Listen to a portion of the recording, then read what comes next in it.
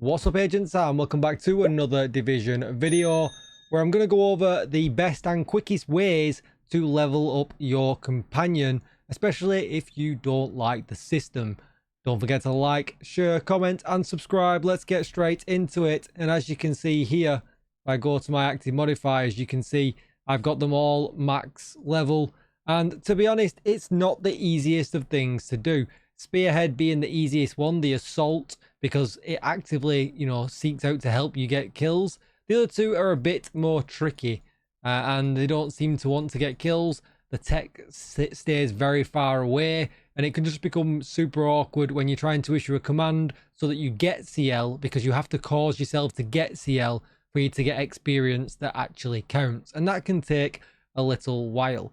And if you're like me, if you kind of chugged through your journey, and you've completed it and you think, do you know what, I kind of just want to get a few bits finished off, for instance, like leveling up these ones here, and things like that, because some of them do require you to get like level 3 or and things like that, and you think, I just want to do it, but I can't really be bothered just playing with it anymore because you don't like the modifier. This is going to be two things that I did to kind of help you out, and it kind of is no brain stuff as well, so it's super boring. But if you just want to do it and get it out the way, this is the way I would recommend. If not, just play as normal with it on, and eventually they'll just show up. So you're going to want to put it on normal on Federal Emergency Bunker. You can also do DCD. You can also do Lincoln. Anything with a clump of enemies at the beginning where you can just restart. And basically you're just going to go in. And I've got a tank build on because the idea is that I don't want to do any DPS, but I want a whole bunch of survivability. Find a way down there. Proceed with caution. And you're just going to go in, one tap, and then tell him to kill. And if you want to tap him down a bit, we don't do much damage because we're a tank. And try not to do what I just did. Go on, sir. Start killing. And then as he kills... Look at him go. He's a hero. And obviously, you can kind of, push him out of cover by going up to him. And as you can see there, I got 6 for him. We'll tell him to do that. We got another 5 for that one. And you're just going to do this whole section until they come out the door, because they won't really have much of a chance of killing you. Come on, son. Keep up. And it's going to keep hurting.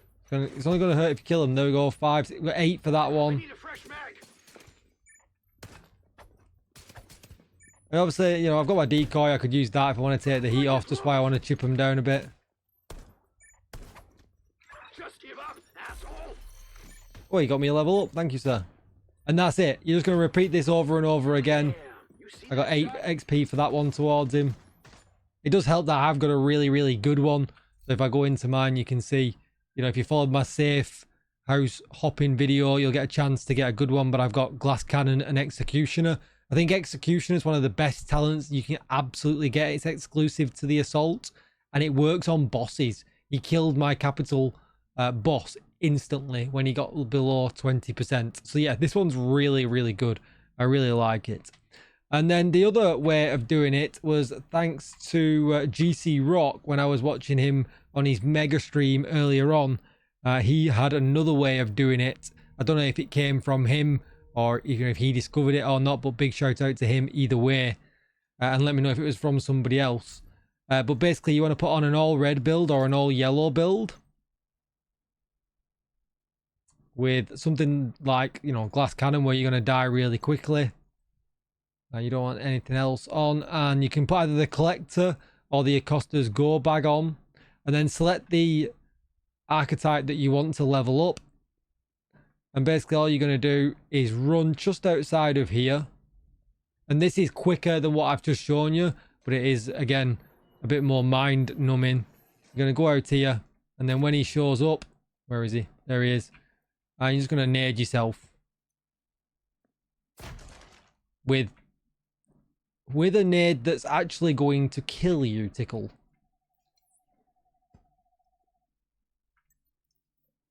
Get rid of your revive hive, obviously. And then hopefully, there you go, he'll pick you up. And as you can see on the screen, if you saw it really quick then, he gets 15 XP. And you can basically do that until you run out of nades. Serious trauma detected. You just kind of stand here. Sometimes he's really quick at doing it, sometimes he's slow. There you go, he saw it then above my head. We'll do it one more time. But obviously at some point you are going to run out of nades. Agent incapacitated. Come on, sir. Keep your damn head down. Thank you, sir. I'll get you. There you go.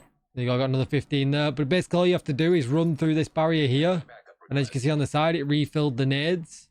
And run back out. And then just off you go again.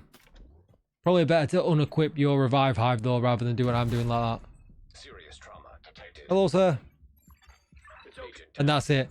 And that takes no time whatsoever. So it just depends what kind of, you know, mood you're in. If you want to sit and watch a movie, doing this, nading yourself, will go by pretty fast.